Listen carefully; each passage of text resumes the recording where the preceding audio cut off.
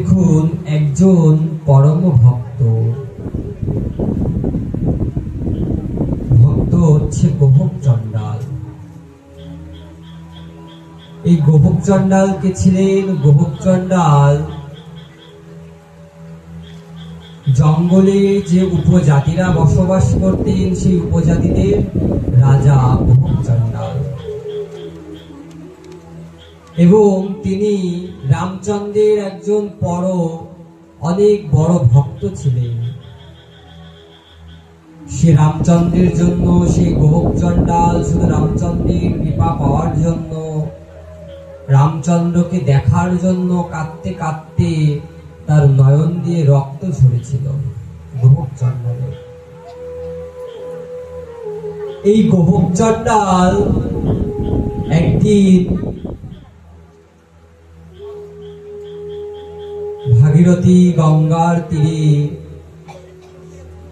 বসে আছে। ঠিক এইদিকে রামচন্দ্র এবং সীতা এবং লক্ষ্মণ তারা বনবাসীর জন্য রওনা হয়েছে। এইদিকে এসে সেই ভাগীরথী গঙ্গার তটে এসে সেই গোভোগ চণ্ডালের সাথে তাদের সাক্ষাৎ হলে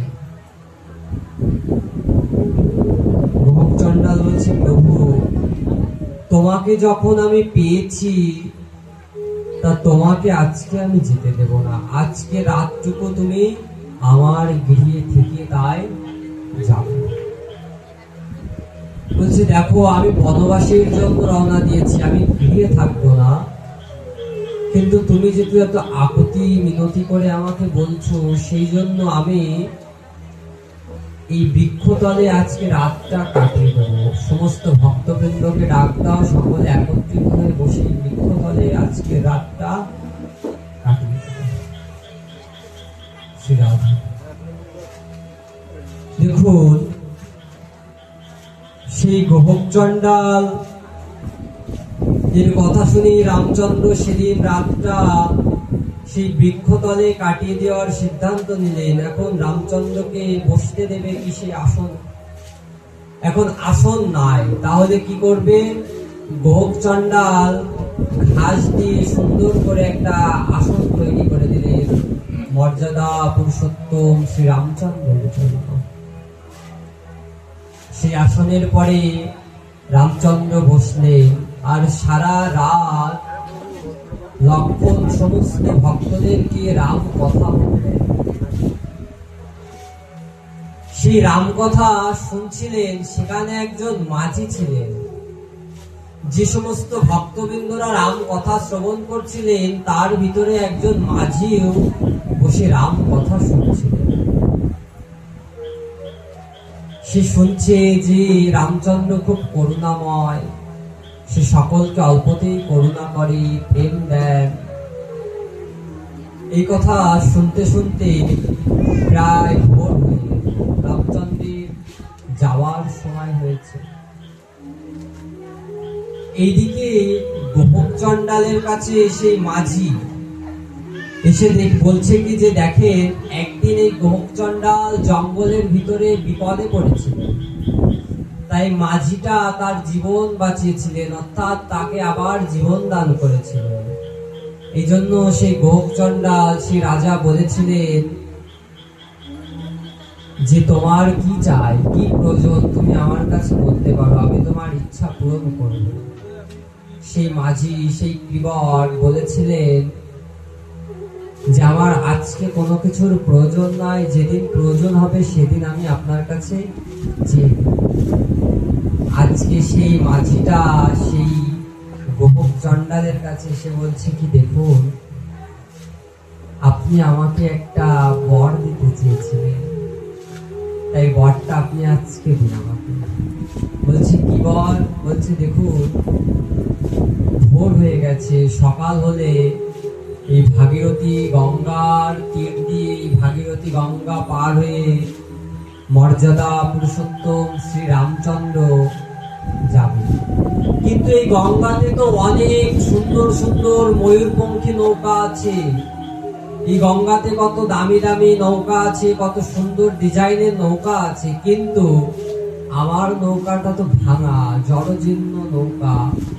তা কালকে সকালে আমি আপনার কাছে একটাই মিনতি করছি। কি মিনতি? কালকে সকালে যেন ওই গঙ্গা তীরে আমার নৌকা ব্যতীত আর কারোর নৌকা যেন না থাকে। বলছে ঠিক আছে। দেখুন ভক্তের কি বাসনা, সে তো সেদিনই চাইতে পারতেন যে আমাকে কিছু অর্থ দিন, তাহলে সে সেই অর্থ নিয়ে সুখে শান্তিতে থাকতে পারতো। কিন্তু সে কি বললো? যে আমি একটু ভগবানকে আমার নৌকাতে ওঠাতে চাই। সরাসরি ওঠাতে চান এমন কথা বললেন না, কিন্তু কথা ঘুরিয়ে পেঁচিয়ে সেটাই বোঝালেন। এখন সকাল হয়ে গেছে, ভাগীরথী গঙ্গার তীরে কোনো নৌকা নাই, একমাত্র সেই কিবটের সেই মাঝির নৌকাটা আছে। তাও নৌকাটা কোথায় জানেন? নৌকাটা কোনো কুলে বাঁধা নাই। নৌকাটা কুল থেকে একটু দূরে নিয়ে গিয়ে নৌকাটা রেখে দিয়েছে মাঝি, রেখে দিয়ে অন্যদিকে ফিরে তাকিয়ে আছে। এইদিকে রামচন্দ্র এবং সীতা এবং লক্ষ্মণ তিনজনে এসে নদীর পাড়ে দাঁড়িয়েছে। কেন? পার হতে হবে। রামচন্দ্র দুটো হাত জোর করে বলছে, ও মাঝি ভাই, নদীটাকে একটু পার করে দেবে মাঝি ভাই। দুটো হাত জোর করে মর্যাদা পুরুষোত্তম রামচন্দ্র বলছে, ও মাঝি ভাই, নদীটা একটু পার করে দেবে গো মাঝি ভাই। কিন্তু আমরা দেখুন সাধারণ মানুষ, পথে চলতে গেলেও আমরা রিক্সা ডাকতে গেলে বলি, এই রিক্সা এই যাবে, অনেকে তুই তামারেও করি। কিন্তু সাক্ষাৎ মর্যাদা পুরুষোত্তম রামচন্দ্র সেই মাঝির কাছে দুটো হাত জোর করে দূরে দাঁড়িয়ে বলছে, ও মাঝি ভাই, নদীটা একটু পার করে দেবে মাঝি ভাই। এভাবে দু তিনবার ডেকেছে। প্রথম দুবার ডাক শোনেনি মাঝি, তৃতীয়বার যখন ডাকলেন মাঝি বলছে কি, মানে এমন গম্ভীর স্বরে বলছে যে কেন রাগ করে আছে, এইভাবে বলছে, কি হয়েছে বলো কি। লক্ষণ তো আজীবনকালী রাগী মানুষ, লক্ষণ থেকে গেছে যে আমার দাদা এসে দাঁড়িয়ে ওকে ভালোভাবে ডাকছে, আরো এমন ভাবে ডাকের উত্তর দিচ্ছে। লক্ষণকে রামচন্দ্র বলছে, তুমি চুপ করো, তুমি কোনো কথা বলো। মাঝিটা নদীর কূলে নৌকাটা নিয়ে আসার পরে লক্ষণ বলছে, দেখো আমার দাদা তোমাকে কতবার ডেকেছে, তুমি ডাক শোনোনি? বলছে, হ্যাঁ শুনেছি। বলছে, শুনেছো তাহলে উত্তর নাওনি কেন? বলছে, আমি উত্তর নেইনি কেন জানো? আমি তোমার দাদাকে একটা শিক্ষা দিচ্ছি। শিক্ষা জানো? একদিন এই দেহ ছেড়ে আমাদেরও চলে যেতে হবে। একদিন সকলকে এই জগৎ সংসার ছেড়ে চলে যেতে হবে। সকলেরই একদিন সেই বৈতরণীর ঘাটে গিয়ে দাঁড়াতে হবে। সেদিন সেই বৈতরণীর ঘাটে সেই নৌকার মাঝি তোমার দাদা রামচন্দ্র সেই বৈঠাটা হাতে নিয়ে তোমার দাদা রামচন্দ্র দাঁড়িয়ে থাকবে। তা তোমার দাদাকে আমি একটা শিক্ষা দিচ্ছিলাম। কি শিক্ষা জানো? যেদিন আমরা ওই বৈতরণীর ঘাটে গিয়ে তোমার দাদাকে ডাকবো, তোমার দাদা যেন একবারেই আমাদের ডাকটা শুনে আমাদের এই বৈতরণীটা পার করে দেয়, যেন আমাদের বারবার ডাকতে না হয়। দেখেছো, বারবার ডাকলেও যদি ডাক না শোনে তাহলে কত কষ্ট হয়। এই শিক্ষাটা আমি তোমার দাদাকে দিচ্ছিলাম। দেখুন, ভক্ত ভগবানকে শিক্ষা দিচ্ছে। এরপর বলছি কি, তাহলে নদীটা পার করে দাও। বলছি, দেখো আমি নদীটা পার করে দেব, কিন্তু তোমার সাথে আমার কোনো শত্রুতা নাই যে আমি তোমাকে নদীটা পার করবো না। আমি নদীটা তোমাকে পার করেই দেব, কিন্তু একটা কথা আছে, তোমার সাথে আমার শত্রুতা নাই, কিন্তু তোমার চরণ ধূলির সাথে আমার শত্রুতা আছে। কেন? বলছে, আমি শুনেছি তোমার চরণ ধূলি নাকি একটা মৃত মানুষের গায়ে লেগেছিল, সে নাকি একটা নারী মূর্তি হয়ে গিয়েছিল। একটা নৌকায় লেগেছিল, সে নাকি একটা নারী মূর্তি হয়ে গিয়েছিল। তা দেখো, আমি তো গরিব মানুষ, আমি নিজেই খেতে পারি না, তারপরে আমার নৌকায় যদি তোমার চরণধলি লেগে আমার নৌকাটা যদি একটা নারী মূর্তি, একটা মানুষ রূপে হয়ে যায়, তাহলে আমি তাকে কি করে খেতে দেব? তাহলে লক্ষণ পাশ থেকে বলছে, তাহলে কি বলতে চাচ্ছ তুমি? লক্ষণ ঘুরে যাচ্ছে, বলছে কি যে তাহলে দেখো একটা উপায় আছে। কি উপায়? তাহলে তোমার পাটা ধুয়ে যদি আমার নৌকাতে ওঠো তাহলে তো আর কোনো সমস্যা নাই, কিন্তু দেখো পাটা আমি তোমাকে বলছে পাটা আমি তোমাকে ধুইয়ে দেব। ঠিক আছে, দেখুন এখন পাটা ধোয়াবে, তাহলে কি করে পাটা ধোয়াবে? মাটিতে পা ধুয়ে আবার নৌকায় উঠতে গেলে তো পায়ে ময়দা লেগে যাবে, লেগে যাবে না?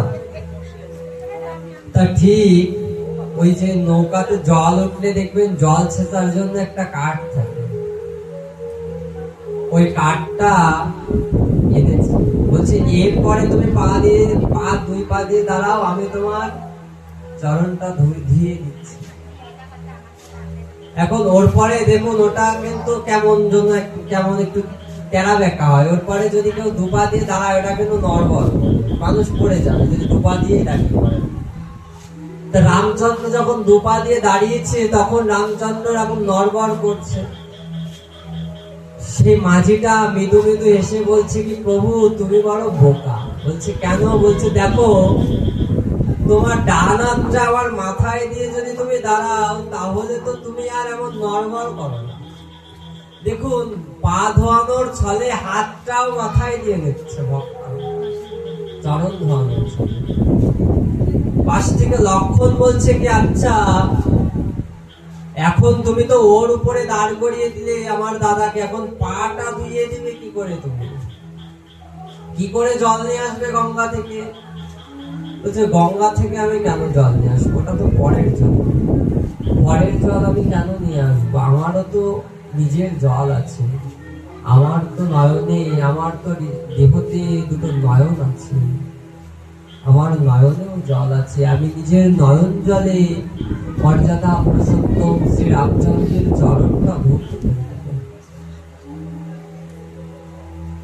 সেই কাঠের উপরে রামচন্দ্র দাঁড়িয়ে আছে। রামচন্দ্রের দক্ষিণ হস্তটা সেই মাঝির মাথাতে, আর সেই মাঝি রামচন্দ্রকে স্মরণ করে যে প্রভু তুমি এত কৃপাময়, এত দয়াময়। এই কথা ভাবতে ভাবতে সেই মাঝিটা নিজের নয়ন জলে নিজের অশ্রু দিয়ে মর্যাদা পুরুষোত্তম শ্রী রামচন্দ্রের চরণটা ধৌত করে দিচ্ছে। এইদিকে সীতা দেবী মনে মনে ভাবছে যে ওরে মাঝি তোর কত ভাগ্য, এমন সৌভাগ্য। দেবতারা তপস্যা করে ধ্যানের মাধ্যমে কত তপস্যা পূজা অর্চনা করেও এমন সৌভাগ্য তাদের হয় না, কিন্তু দেখেছিস তোর কত ভাগ্য, মনে মনে ভাবছি। এরপরে যখন চরণটা ধৌত করেছে তখন কি করলো? তখন সেই রামচন্দ্রকে কোলে করে নিয়ে সেই মাঝিটা নৌকাতে ওঠালেন। কোলে করে নিয়ে সেই মাঝিটা তাকে নৌকাতে ওঠালেন। যখনই নৌকাতে ওঠালেন, এরপরে নৌকা চালাচ্ছে। দেখুন কেমন চলছে, নৌকাটা নদীর মাঝখান পর্যন্ত যাচ্ছে, আবার ঘুরিয়ে সেই যেখান থেকে শুরু করেছিল আবার সেখানে চলে আসছে, আবার যাচ্ছে আবার সেখানে চলে আসছে। লক্ষণ আবার খেপে গেছে যে কি করছো? নদীটা পার না করে দিয়ে, সুরধনী গঙ্গাটা তুমি পার না করে দিয়ে তুমি যাচ্ছ, আবার ঘুরিয়ে ঘুরিয়ে নৌকাটা নিয়ে চলে আসছো, যাচ্ছ আবার ঘুরিয়ে ঘুরিয়ে নৌকাটা নিয়ে চলে আসছো, এমন কেন করছো তুমি? বলছি দেখো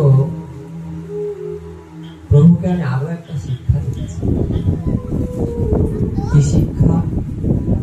বলছে দেখো যেদিন আমরাও সেই মর্যাদা পুরুষোত্তম রামচন্দ্র সেই বৈতরণী বৈতরণীর ঘাটে গিয়ে যখন সেই নৌকার মাঝি হবে, আমরা যখন তার নৌকাতে উঠব, ভগবান যেন সেদিন আমাদের একবারে পার করে দেয়। সেদিন যেন ভগবান আমাদের একবারে পার করে দেয়। সেদিন যেন আমাদের এমন ভাবে ঘুরিয়ে ঘুরিয়ে পার করো না গোবিন্দ।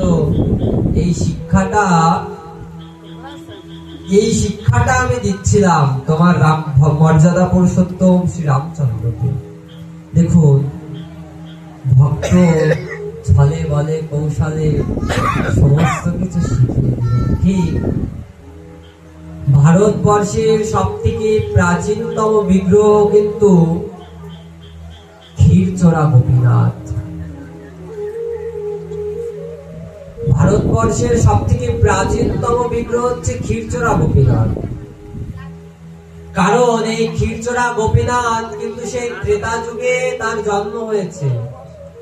এত প্রাচীন বিগ্রহ ভারতবর্ষে নাই। দেখুন, সেই ত্রেতা যুগে নির্মিত হয়েছে। স্বয়ং মর্যাদা পুরুষোত্তম শ্রী রামচন্দ্র এই ক্ষীরচোরা গোপীনাথকে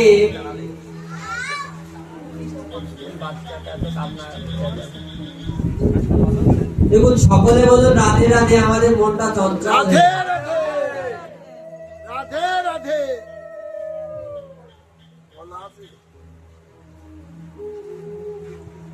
তা এই ক্ষীরচোরা এই গোপীনাথকে স্বয়ং মর্যাদা পুরুষোত্তম শ্রী রামচন্দ্রই প্রতিষ্ঠা করেন সীতা মায়ের অনুরোধে। কি অনুরোধ? আগামী জন্মে, আগামী লীলাতে তুমি কেমন দেখতে হবে, কেমন সুন্দর তোমার সেই মূর্তিটা হবে, এটা আমি একটু দেখতে চাই। এই জন্য সে একটা সুন্দর গোপীনাথ বিগ্রহ তৈরি করে। কি দিয়ে? রামচন্দ্রের যে ধনুকটা ছিলেন, ধনুকের যে বাণটা, ওই বাণের মাথাটা দিয়ে সে তৈরি করে। দেখুন, এই বিষয়টা দুটো জায়গায় দুই রকম ভাবে আছে। কেউ যদি মনে করে যে আমি ভুল বলছি, তা এটাও সঠিক, আবার ওই গ্রন্থে যেটা আছে ওটাও সঠিক। দুটো জায়গায় দুই রকম আছে, একই জিনিস। গোপীনাথকে তৈরি করে এই বিগ্রহ দেখে আনন্দে সেবা করতে লাগলেন সীতা দেবী এই গোপীনাথের বিগ্রহ দেখে। দেখুন, সেই সত্য যুগে যেই নারায়ণ ছিল, ত্রেতায় এসে সেই রাম, দাপরে সেই কৃষ্ণ, আর কলিতে সেই মহাপ্রভু।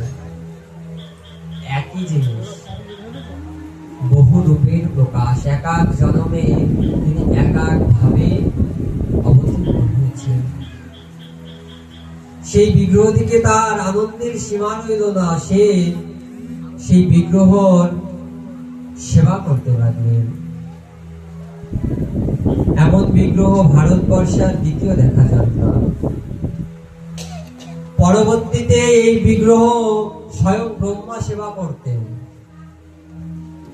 সীতামা চিত্রকূট পর্বতের উপরে এই বিগ্রহ সেবা করতেন। তারপরে ব্রহ্মা এই চিত্রকূট পর্বতের উপরে এই বিগ্রহটা, এই গোপীনাথ বিগ্রহটা সেবা করতে লাগলেন। চলে গেল দাপর যুগ, সেবা করছে ব্রহ্মা। চলে গেল দাপর যুগ, চলে এলো কলিযুগের প্রথম ভাগটাও চলে গেল, তাও ব্রহ্মা সেবা করছে। প্রথম অংশের কিছু যুগ পার হয়ে গেল। পরে যখন উড়িষ্যার রাজা লাঙ্গর নৃসিংহদেব চিত্রকূট পর্বতে গেলেন, তার স্ত্রীকে সঙ্গে করে নিলেন। গিয়ে সেখানে সেই গোপীনাথ বিগ্রহকে তিনি দেখলেন। তিনি যখন সেই গোপীনাথ বিগ্রহকে দেখছে সেই গোপীনাথ বিগ্রহের চরণে ফুল তুলসী দেওয়া আছে। তার স্ত্রী বলছে, এত সুন্দর বিগ্রহটা চলো আমরা নিয়ে যাই, গিয়ে আমরা সেবা অর্চনা করি। বলছে, দেখো ওর চরণে ফুল তুলসী দেওয়া আছে, তাহলে এটা বুঝি কোন ভক্তের সেবিত বিগ্রহ, তা কারুর সেবিত বিগ্রহ না বলে নিয়ে যাওয়াকে এটাকে বলা হয় চুরি। তা আমি তো চুরি করতে পারবো না। সেদিন রাতে রাজাকে স্বপ্ন আদেশ করলেন। কে আদেশ করলেন? গোপীনাথ, যে তুমি আমাকে নিয়ে যাও, নিয়ে গিয়ে তুমি আমার সেবা করো। সেই চিত্রকূট পর্বত থেকে যখন গোপীনাথকে নিয়ে যাচ্ছে রাজা নিজের রাজ্যে, নিয়ে যাওয়ার পথে যেতে গিয়ে রেমুনায় এক রাত্রি থাকলেন। আর এই রেমুনায় খুব সুন্দর বিখ্যাত ছিলেন কি জিনিস জানেন? ক্ষীর। ক্ষীর অর্থাৎ কি জানেন? পায়েস। কিন্তু উড়িষ্যা ভাষায় ক্ষীর, পায়েসকে ক্ষীর বলে। আর তাদের ওই ক্ষীরকে বলা হতো অমৃতকে। যেই ক্ষীরটা গোপীনাথের সেবায় লাগতেন, এটাকে বলা হতো অমৃতকে। তাহলে সেই পরমান্নটা কেমন হতে পারে ভাবুন তো। এই যে আমরা যেমন রান্না করি এমন পরমান্ন না। মনে করেন 2 কেজি দুধ জ্বালিয়ে জ্বালাতে জ্বালাতে জ্বালাতে জ্বালাতে তাই দিয়ে মনে করেন 1 বাটি পরমান্ন হবে। এই যা ক্ষীরের মতন হবে, এটা হচ্ছে ক্ষীর। কিন্তু ওদের ভাষায়, উড়িষ্যা ভাষায় পায়েসকে ক্ষীর বলে। কিন্তু আমাদের দেশে তো আমরা আবার ক্ষীর মানে অন্য কিছু ভাবি। আর সেখানে অনেক ঘোষরা বসবাস করতেন সেই যমুনাতে। তা সেই ঠাকুর গোপীনাথ তাকে বলছে কি যে দেখো, আমি এখান থেকে যাব না, এদের ক্ষীরটা খুব সুস্বাদু, তা আমি এখানেই থেকে যাব, এই রেমুনাতেই থাকবো। এখানে ওরা আমাকে ক্ষীর ভোগ দেবে। প্রতিদিন ওরা আমাকে 12 মালসা করে ক্ষীর ভোগ দেওয়া লাগবে সর্বনিম্ন। গোপীনাথকে প্রতিদিন সর্বনিম্ন 12 মালসা ক্ষীর ভোগ দিতে হবে। আর এর অধিক আপনি যত দিয়ে পারেন। উড়িষ্যায় দেখুন সকলে মেনে নিলেন সেই কথা, যে ঠিক আছে, যেহেতু গোপীনাথ আমাদের এখানে এসেছে, আমরা প্রতিদিন 12 মালসা করে গোপীনাথের ক্ষীর ভোগ দেব। কারণ সেই রেমুনাথে যে সমস্ত ভক্তরা থাকতেন তারা অধিকাংশ 90% মানুষই ঘোষ ছিলেন। তাদের তো দুধের অভাব নাই, 12 মালসা ক্ষীর দেওয়া তাদের কোনো ব্যাপার না। দেখুন মহাপ্রভুর দাদুগুরু ছিলেন মাধবেন্দ্র। এনার নামে যে ক্ষীর চোরা গোপীনাথ কেন হলো, এখান থেকে শ্রবণ করুন। মহাপ্রভুর দাদুগুরু ছিলেন মাধবেন্দ্রপুরী, আর মহাপ্রভুর গুরুদেব ছিলেন ঈশ্বরপুরী। এই মাধবেন্দ্রপুরীর জন্যই গোপীনাথ করেছিলেন ক্ষীর চুরি। পূর্বে মাধবেন্দ্রপুরীর লাগি ক্ষীর করিল চুরি, অতএব নাম হইল তার ক্ষীর চোরা করি। শ্রী মাধবেন্দ্রপুরী শ্রীরাম বৃন্দাবনে যাত্রা গিয়েছিলেন। দেখুন মনোযোগ সহকারে একটু শ্রবণ করুন, না হলে বুঝতে পারবেন না। এই মাধবেন্দ্র পরিপাত ছিলেন মহাপ্রভুর কলিযুগ পাবন অবতার শ্রীমৎ মহাপ্রভুর দাদুগুরু। আর ঈশ্বরপুরী ছিলেন, দেখুন ঈশ্বরপুরী হচ্ছে মহাপ্রভুর গুরুদেব, আর এই ঈশ্বরপুরীর গুরুদেব ছিলেন মাধবেন্দ্র পরিপাত। তা এই মাধবেন্দ্রপুরীর জন্য সাক্ষাৎ গোপীনাথ ক্ষীর করিলেন চুরি, এই জন্য তার নাম হইল ক্ষীর চোরা করি। এখন এই ক্ষীরটা কেমন ভাবে চুরি করেছিলেন, কিভাবে চুরি করেছিলেন, শুধু একটু শুনলে তো বুঝবো না, পুরোটুক শোনা লাগবে আমাদের বিস্তারিত। শ্রী মাধবেন্দ্রপুরী বৃন্দাবন যাত্রায় গিয়েছিলেন। সে দেখুন মাধবেন্দ্র পরিপাত বৃন্দাবনে গিয়ে প্রথমে যমুনাতে স্নান করলেন। বৃন্দাবনে গিয়ে প্রথমে যমুনাতে স্নান করে একটু বিশ্রাম নিলেন, নিয়ে রাধাকুণ্ড দর্শন করলেন, শ্যামকুণ্ড দর্শন করলেন, সকল ভক্তবৃন্দকে দর্শন করলেন, সমস্ত সাধুদের প্রণাম করলেন।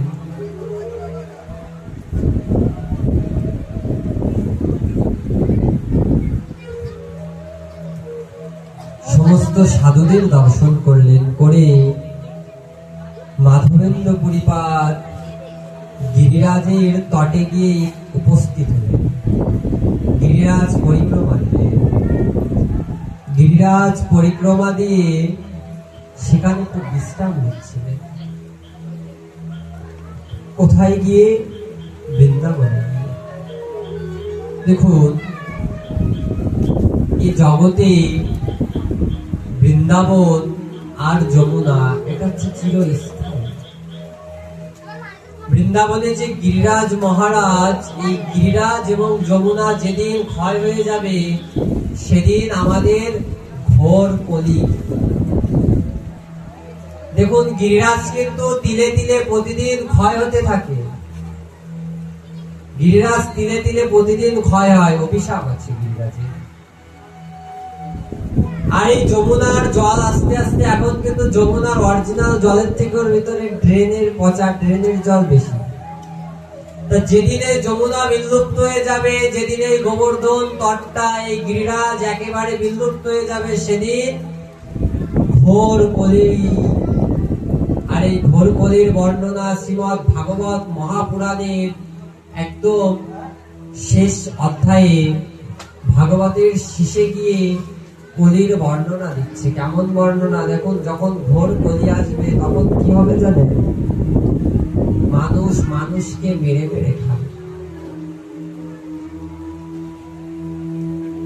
মানুষ মানুষকে মেরে মেরে খাবে। দুধওয়ালা বাড়ি বাড়ি গিয়ে দুধ বেচবে, মদের দোকানে লাইন পড়বে। মেঘ যত গর্জন করবে তত বৃষ্টি হবে না। আস্তে আস্তে এক জাতি থাকবে, তারা হচ্ছে জবন জাতি। এরা নিজেরা নিজেকে মেরে খেয়ে ফেলবে। নিজের মা বোনকে সকলে আস্তে আস্তে এক দৃষ্টিতে দেখতে শুরু করবে। তখন বুঝতে হবে যে ঘোর কলি। আর সবে তো কলির ভোর হয়েছে, ভোর। তাই এই অবস্থা। 4,32,000 বছর কলিযুগের আয়ু, সবে 5,500 বছর চলছে। তার থেকে কিছু বেশি হয়তো বা হতে পারে, বা কিছু কমও হতে পারে। তাই এই অবস্থা। আরো তো দিন পড়ে আছে। আবার এই কলিযুগে মহাপ্রভুকে, ভগবানকে পাওয়ার পন্থা সব থেকে সহজ। যে একটু সাধু হয়ে ভক্তি সহকারে তাকে ডাকতে পারবে সেই ভগবান। কারণ সত্য, ত্রেতা, দাপর যুগের মতন ধ্যান, যজ্ঞ, তপস্যা আমাদের করা লাগে না। আমাদের একটু হরিনাম করতে বলেছে মহাপ্রভু শুধু। তা সেই মাধবেন্দ্র পরিপাদ সেই গিরিরাজ তটে গিয়ে উপস্থিত হয়ে সেখানে একটু বিশ্রাম নিচ্ছে, বৃক্ষতলে বসে। খুব খিদে লেগেছে তার, কারণ সারাদিন বৃন্দাবন দর্শন করেছে। তো দেখুন, এই ব্রজমণ্ডল, এই বৃন্দাবন তো বৃন্দাবন নয়। এই বৃন্দাবন তো বৃন্দাবন নয়, এটা হচ্ছে রাধারানীর, সাক্ষাৎ রাধারানী যেখানে বাস করেন। যেখানে গেলে দেহটা শীতল হয়ে যায়, যেখানে গেলে মনটা শীতল হয়ে যায়। সকল মহাত্মারা চিন্তা করে কবে একটু সেই ব্রজে যাব, ব্রজে গিয়ে সেই গোবর্ধন পরিক্রমা দেব, সেই গোবর্ধন পরিক্রমা দেব। কবে একটু রাধা কুণ্ডে গিয়ে স্নান করব, কবে একটু যমুনাতে গিয়ে স্নান করব, কবে সেই ব্রজের পথে গিয়ে হা রাধে বলে সেই ধুলায় গড়াগড়ি দেব। বৃন্দাবন তো বৃন্দাবন না, এটা হচ্ছে মধু।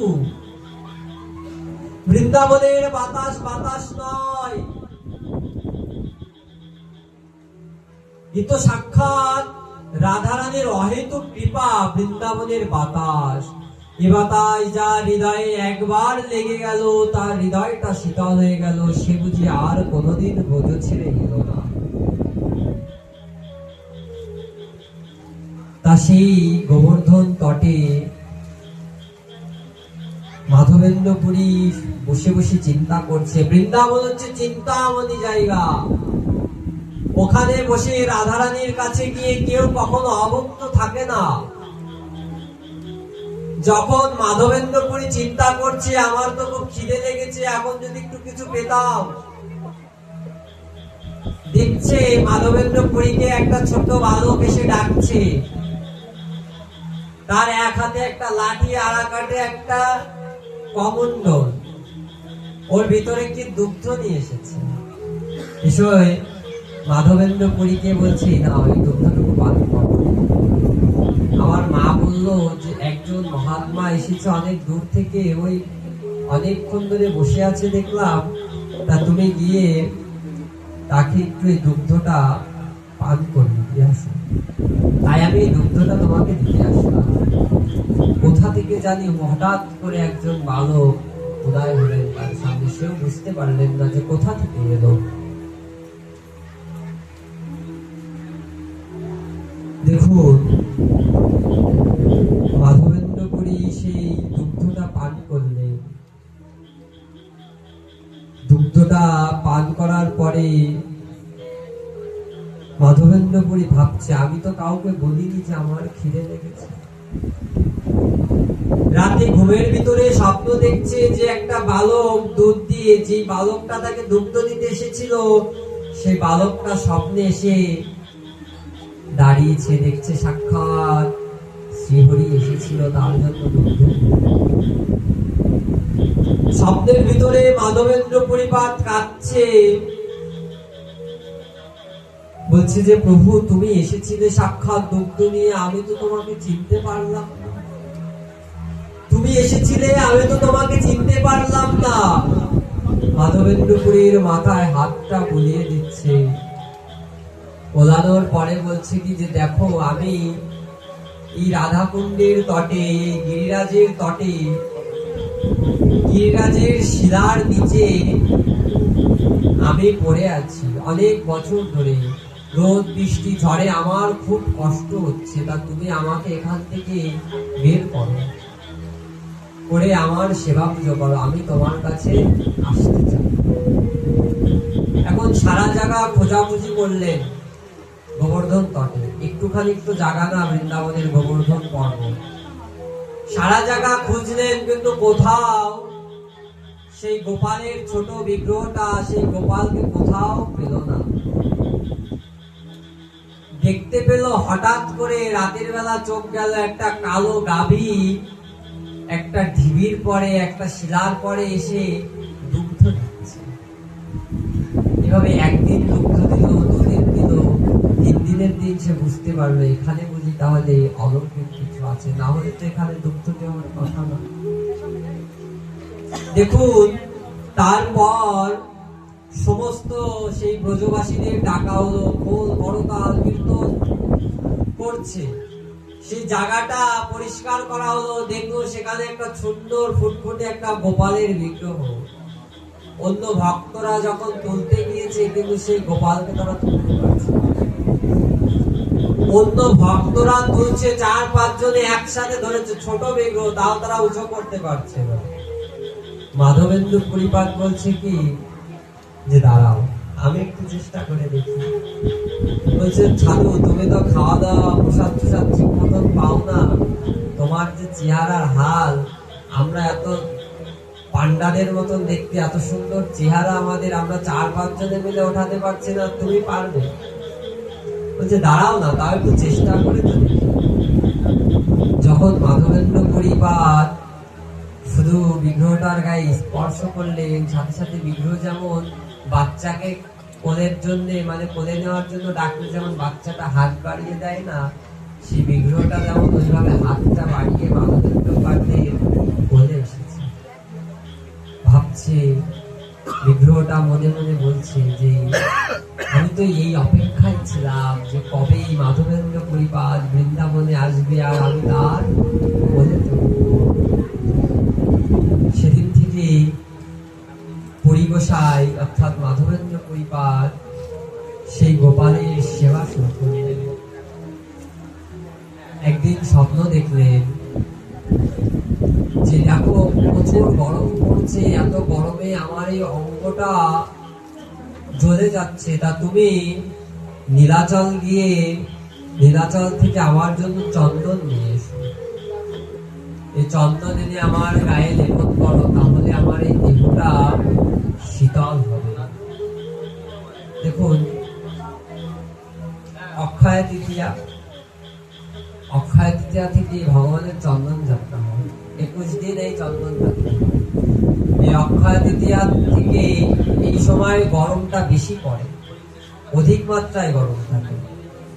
তাই অক্ষয় তৃতীয়া থেকে ভগবানের সমস্ত অঙ্গে চন্দন লেপন করতে হয়। তাও চন্দনের ভিতরে একটু কর্পূর দিয়ে দিতে হয়। কর্পূরটা দিলে শীতল। কর্পূরটা দেখবেন আপনি চন্দনী করে আপনার কর্পূর সহ চন্দন বাটবেন, ভিতরটা কারণ আপনার কপালে দেবেন, একটুখানি দেখবেন ওই জায়গাটা বরফের মতন কেমন ঠান্ডা হয়ে গেছে। এই জন্য একটু কর্পূর দিয়ে চন্দনই করতে হয়। এই যে চন্দন যাত্রা, এই চন্দন যাত্রা এখান থেকে করতে হবে। পুরী গোসাইকে গোপাল স্বপ্ন আদেশ করছে যে দেখো আমার এই দেহটা পুড়ে যায়, কষ্ট হয় আমার, তা তুমি চন্দন নিয়ে এসো নীলাচল থেকে, এনে আমার সমস্ত অঙ্গে চন্দন। দেখুন, পুরী গোসাই আগে কিন্তু হেঁটে হেঁটে যাত্রা করতেন, এত গাড়ি ঘোড়া ছিল না। বৃন্দাবন থেকে নীলাচল অনেকটা পথ, একটু অর্ধেক পথ নয়। সেই পুরী গোসাই নীলাচল থেকে, পুরী থেকে, বৃন্দাবন থেকে যাত্রা শুরু করলেন নীলাচলের উদ্দেশ্যে। হেঁটে হেঁটে যাত্রা করতে করতে একদিন সেই রেমুনা এসে একটা রাত থাকলেন। কেন? গোপীনাথকে দেখার জন্য। বলছে যে গোপীনাথ সাক্ষাৎ ক্ষীর খাওয়ার জন্য এখানে থেকে গেছে, সেই গোপীনাথকে যদি আমি একটু দর্শন করে না যাই, তাহলে তো আমার ভগবান দর্শন অপূর্ণ থেকে যাবে। কি করলো? একটা রাত সে গোপীনাথের ওখানে রেমুনায় এসে উপস্থিত হলেন। গোপীনাথকে প্রণাম করে তার মনের ভিতরে একটা আকাঙ্ক্ষা জন্ম নিলেন। কি আকাঙ্ক্ষা? ভাবছে কি যে এত সুন্দর ক্ষীর, যে ক্ষীরের জন্য সাক্ষাৎ গোপীনাথ এখানে থেকে গেছে, ক্ষীরটার কেমন জানি না স্বাদ। তাহলে এই ক্ষীরটা আমি একটু গ্রহণ করব। যদি আমি একটু পেতাম এই ক্ষীরটা, তাহলে আমি একটু গ্রহণ করে দেখতাম কেমন স্বাদ। তাহলে এমন স্বাদের ক্ষীর বানিয়ে আমার গোপালকেও আমি একটু ভোগ লাগাতে পারতাম। এই কথা ভেবে পরক্ষণে ভাবছে যে আমার তো অপরাধ হয়ে গেল, আমার তো সংকল্প নষ্ট হয়ে গেল। কি? সে গোবর্ধন তটে বসে বসে না খেয়ে থাকতেন, কিন্তু কাউকে কখনো বলতেন না যে আমার খিদে লেগেছে, একটু প্রসাদ পেতে দাও। কিন্তু আমার এই সংকল্পটা নষ্ট হয়ে গেল।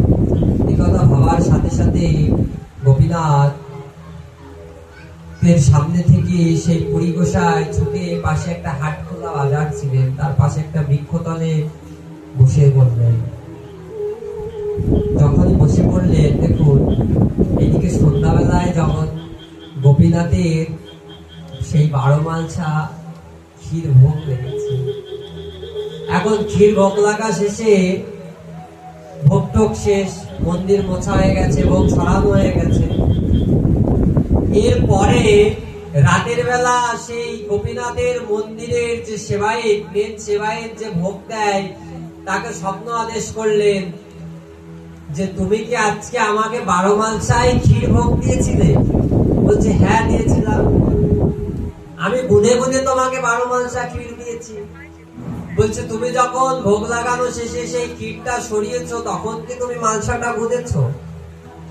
বলছে না তো, আমি তাড়াহুড়া করে মালসা সরিয়ে ফেলেছি, আমি গুনি। বলছে গুনে দেখো 11টা মালসা আছে।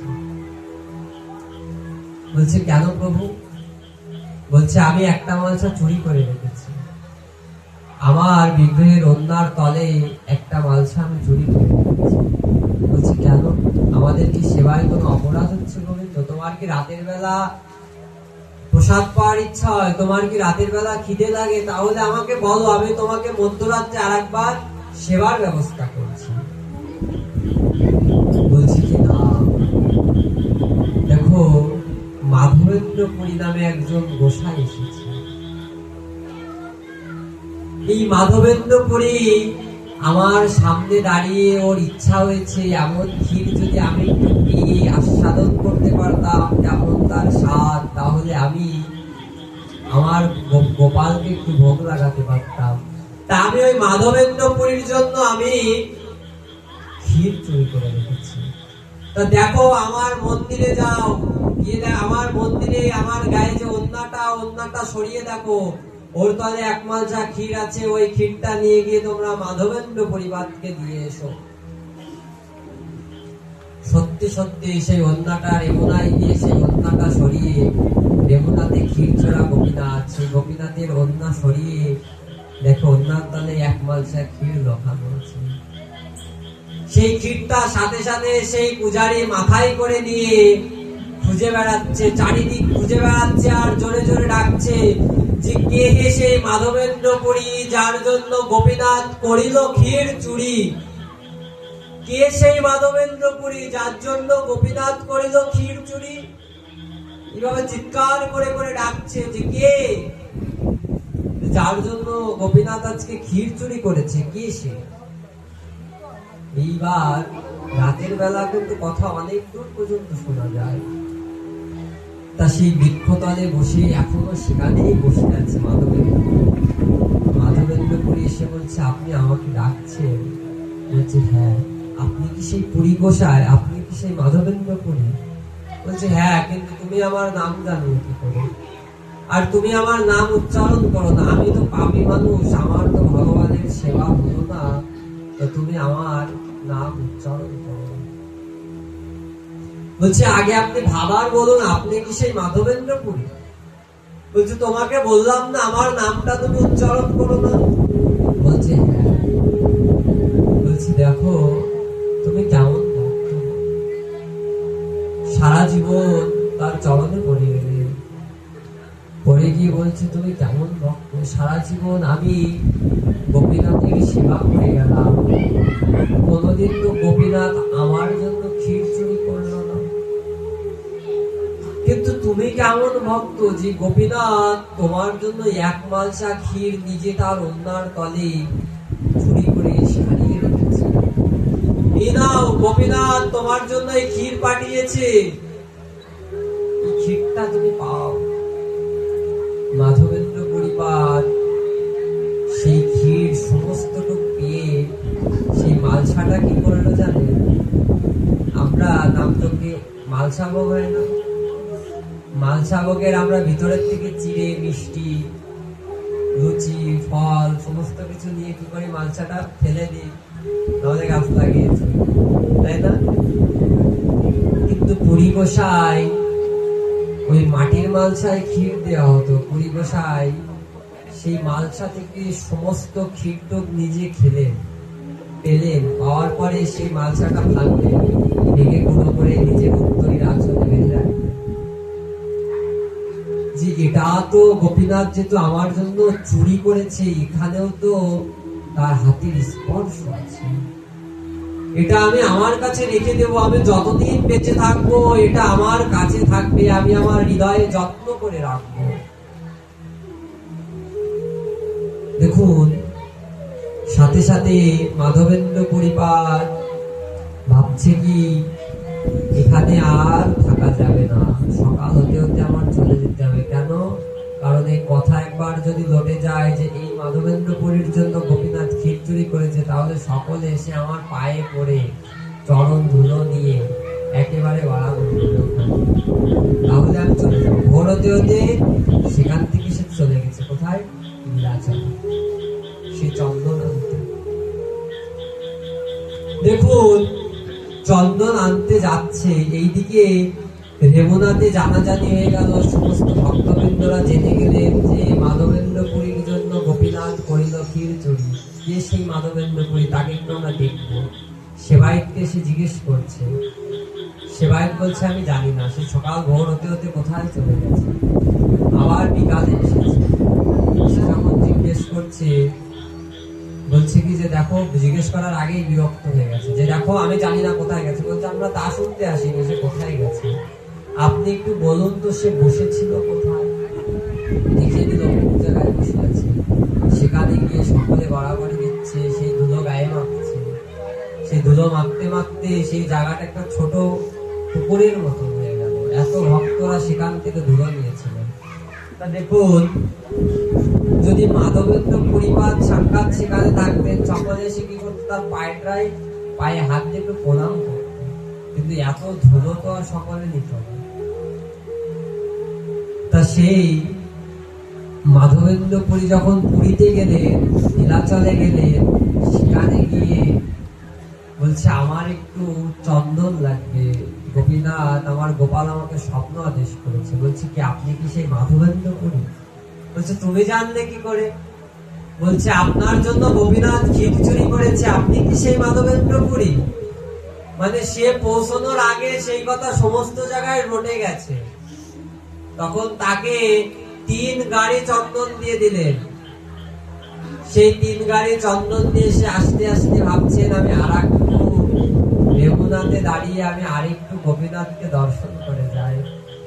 রেমুনাতে এসে যখন দাঁড়ালেন, রাতের বেলা গোপীনাথ স্বপ্ন দেখাচ্ছে যে তুমি এই রেমুনাতেই এই চন্দন বেটে আমার অঙ্গে লেপন করো, কারণ ওই গোপীনাথও আমি, তোমার যে গোপাল সেই গোপালও আমি, তুমি আমার অঙ্গে এই চন্দনটা লেপন করো। তা সেদিন থেকে চন্দন যাত্রা শুরু হলো। আর এই যে মাধবেন্দ্র পুরীর আদেশে, স্বপ্ন আদেশে সাক্ষাৎ, এই চন্দন যাত্রা কিন্তু সাক্ষাৎ ভগবান নিজের স্বপ্ন আদেশ করেছিলেন। তাই মাধবেন্দ্র পরিপাত লাস্টের শেষে একটা শ্লোক দিয়ে শেষ করে দিলেন। যখন মাধবেন্দ্র পরিপাত খুব বৃদ্ধ, তখন সে পড়ে পড়ে কাঁদছে আর বলছে যাহা করুণাময়ী রাধে, এই গোবর্ধন তটে বসে সারা জীবন বৃথা কাটিয়ে দিলাম, তোমার ভজন হলো না। বলো বলো আমি কোথা গেলে নিতাই পাবো, কোথা গেলে গৌর পাবো? ভক্ত আবেগে ডাকছে হা নিতাই, তোমায় কোথায় গেলে পাবো গো প্রভু? এ মায়ার সংসারে তুমি ছাড়া তো জগৎ সংসারে আমার কেউ নাই, তা আমি কোথা গেলে আমি তোমাকে পাই বলো? ভক্ত কেঁদে কেঁদে বলছে তোমার হাতে ধরি, আমি পায়ে ধরি, আমি কোথা গেলে তোমায় পাই আমাকে একটু বলে দাও। আবেগ দিয়ে, আবেগে ভেসে যাচ্ছে, নয়ন জলে ভেসে যাচ্ছে, বলছে হে গোবিন্দ তোমার হাতে ধরি পায়ে ধরি, কিন্তু আমি কোথায় গেলে তোমাকে পাবো আমাকে একটু বলে দাও।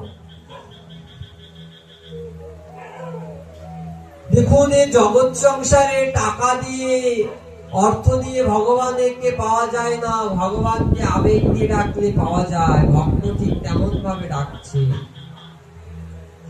বলছে মায়ার সংসারে আমার তো কেহ নাই, আমি কোথায় গেলে তোমায় পাবো? জানো প্রভু আমি যে অধম, প্রভু আমি যে অধম, আমি যে পাপী। ভগবান ভক্তকে বলছে জানেন আমি যে টাকা পয়সা বাড়ি গাড়ি কিছুই চাই না, আমি কি চাই জানো? আমি একটু ভক্তি চাই, আমি একটু ভক্তির আকুলতা চাই, ব্যাকুলতা চাই। ভক্ত যদি নয়ন জলে আমাকে একটু ডাকে হা নিতাই, হা গুরু, তাতেই আমার সন্তুষ্টি। আমি ভক্তের কাছে টাকা পয়সা চাই না। এ মায়ার সংসারে তুমি বিনা তো আমার কেউ নাই। তাহা নিতাই এই জগৎ সংসারে তুমি যদি করুণা না করো তাহলে কে আমাকে করুণা করবে? নিতাইয়ের চরণে পড়ে গেছে, বলছে নিতাই পদ কমল কোটি চন্দ্র সুশীতল। মাধবেন্দ্র পরিবার সেই জীবনে গিয়ে এইভাবে কাঁদছে। কি বলছে? নিতাই পদ কমল কোটি চন্দ্র সুশীতল নিতাই পদ কমল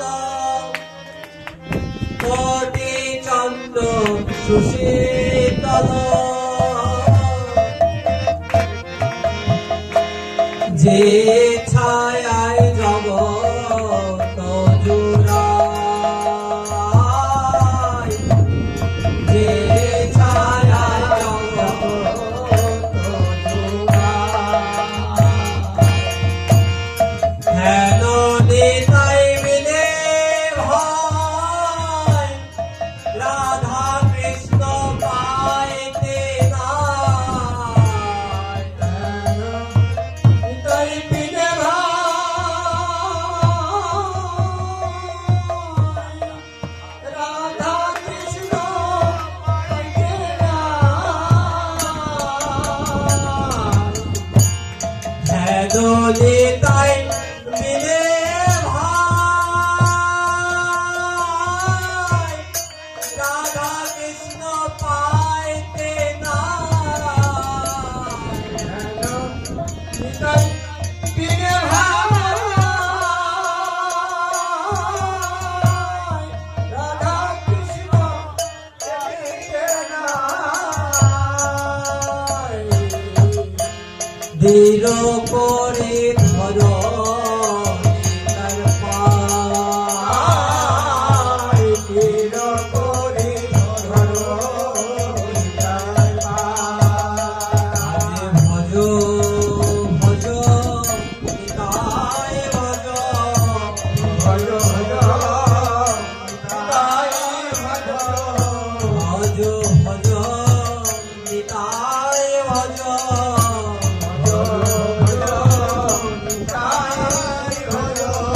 নিতাই ভজলে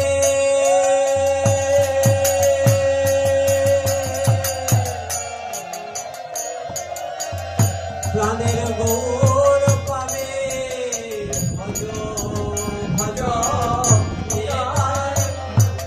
নিতাই ভজলে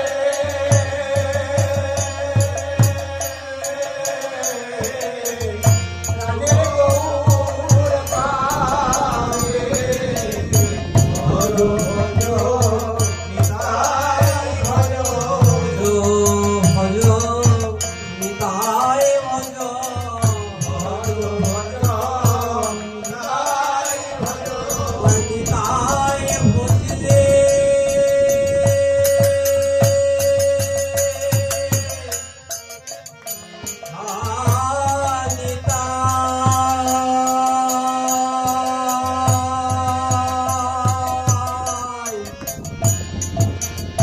প্রাণের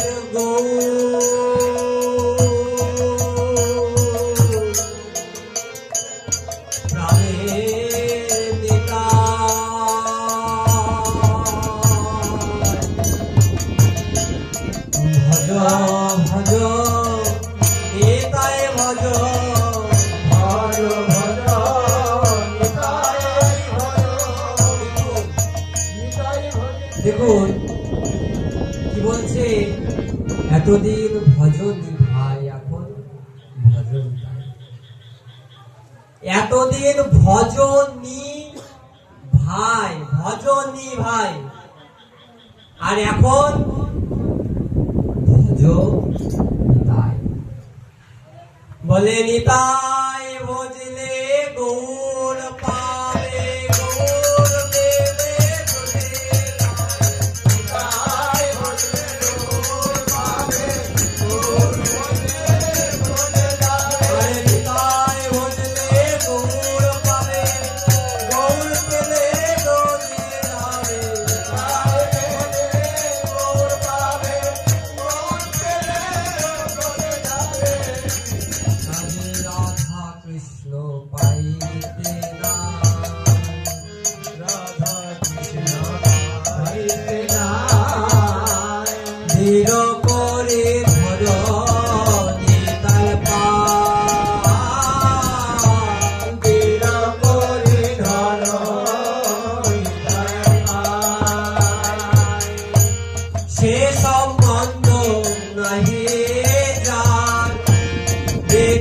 জন্ম গেল তার, সে সম্বন্ধ নাহি তার, বৃথা জন্ম গেল তার। সেই পশু বড় দুরাচার, সেই পশু বড় দুরাচার, সেই পশু বড় দুরাচার, সেই পশু বড় দুরাচার। নিতাই না বলে মুখে মজিদ সংসার সুখে, নিতাই না বলিলে মুখে,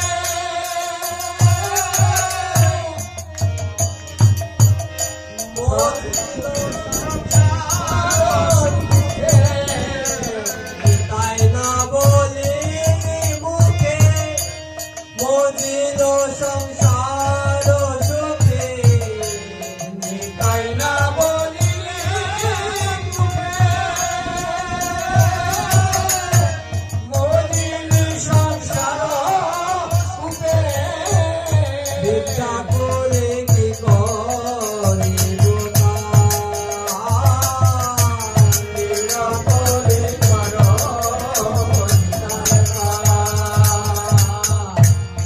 অহংকারে মত্ত হইয়া নিতাই পদ পাশুরিয়া, অহংকারে মত হইয়া নিতাই পদ পাশুরিয়া। অসত্যরে সত্য করে মানি, অসত্যরে সত্য করে মানি, অসত্যরে সত্য করে মানি। নিতাইয়ের করুণা হবে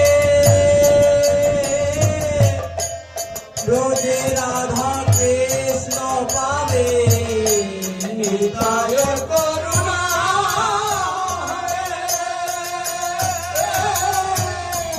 হে রাধা কৃষ্ণ পাবে। নিতাইয়ের করুণা হবে রোজে রাধা কৃষ্ণ পাবে, নিতাইয়ের করুণা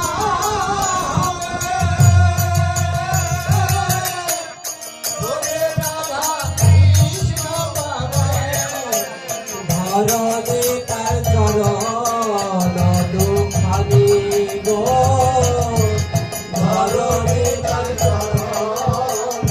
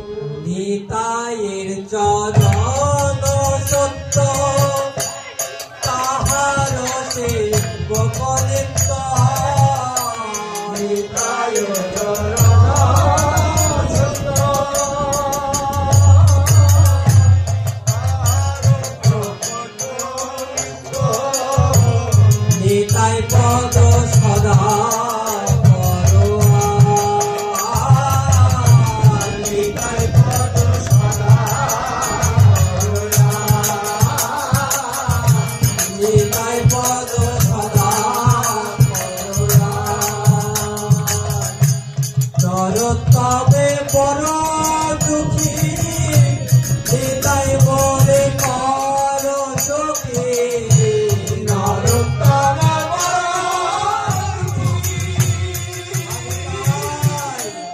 নিতাই বলে কর সখী নরতমে বড় দুঃখী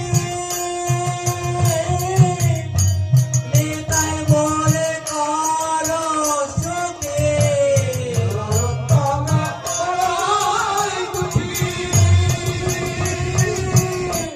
নিতাই বলে কর সখী রাখো রাঙা চরণে রথাজ রাখো রাঙা চরণে রথাজ রাখো রাঙা চরণে রথাজ।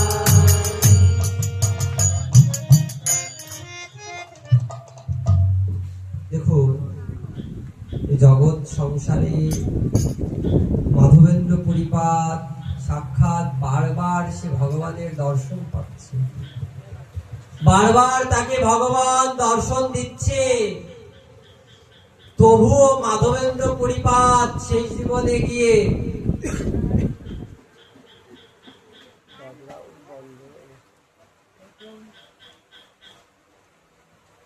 মাধবেন্দ্র পুরীকে বারবার দর্শন দিচ্ছে। গোপাল একবার দর্শন দিয়ে বলছে যাও চন্দন নিয়ে এসো, একবার গোপীনাথ তার জন্য ক্ষীর চুরি করে রাখছে, তবুও মাধবেন্দ্র পরিপাত শেষে গিয়ে কি বলছে জানেন? শেষে গিয়ে এই কথা বলছে যে হে গোবিন্দ, এই জন্মে তো আমার কিছু হলো না,